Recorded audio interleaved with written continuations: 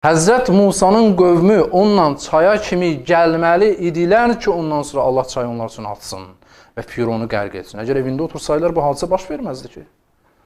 Əgər bu çətinliklərə səbr etməsəydilər və gəlməsəydilər, deyərdilər, biz istəmirik. Bunda bu çayı yarıb keçə bilməzdilər və nicat tapa bilməzdilər.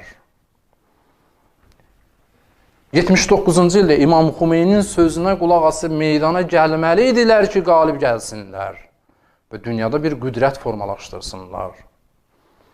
Rəsul-i Əkrəmin sözünə baxıb Məkkədən Mədinəyə hicrət edib, Mədinədə hökumət qurub və təzədən Məkkəyə qayıdıb oranı tutmalı idilər ki, bu İslam mədəniyyəti dünyaya yayılsın. Əgər oturub Məkkədə səbr etsəylər, bir iş qabaq etməyəcəkdi. Bu hansı məntiqdir? وَلَمَّ بَرَزُوا لِجَالُوتَ وَجُنُودِهِ قَالُوا رَبَّنَا أَفْرِغْ عَلَيْنَا صَبْرًا وَثَبِّتْ أَقْدَامَنَا وَانصُرْنَا عَلَى الْقَوْمِ الْكَافِرِينَ. Düşmən ordusu ilə yaxınlaşanda təkcə boş müqavimət kifayət etmir. Baxın, iki dənə tərəfi var da.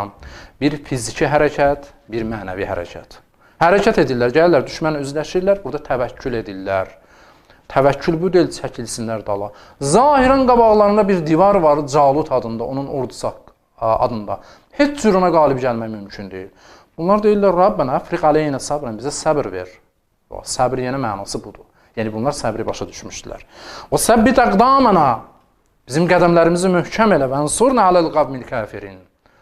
Kafir qövmə bizi qalib et. Allahdan istəyirlər.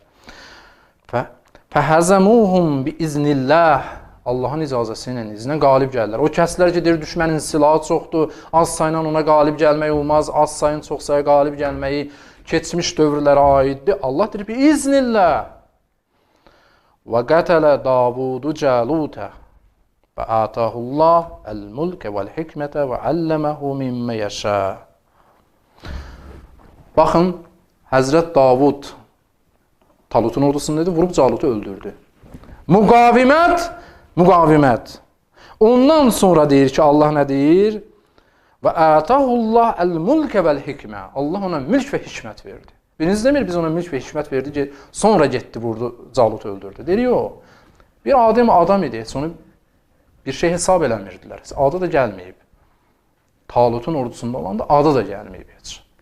Bu vurdu Calutu öldürəndən sonra, küfr ordusunun rəhbərini öldürəndən sonra Allah ona deyir, biz mülk və hikmət verdi. Deməli, əgər mömin istəyirsə izzət tapsın, mülkə, yəni qüdrətə və hikmətə, yəni elmə, əxlaqa, təqvaya çatsın, gərək müqavimət göstərsin.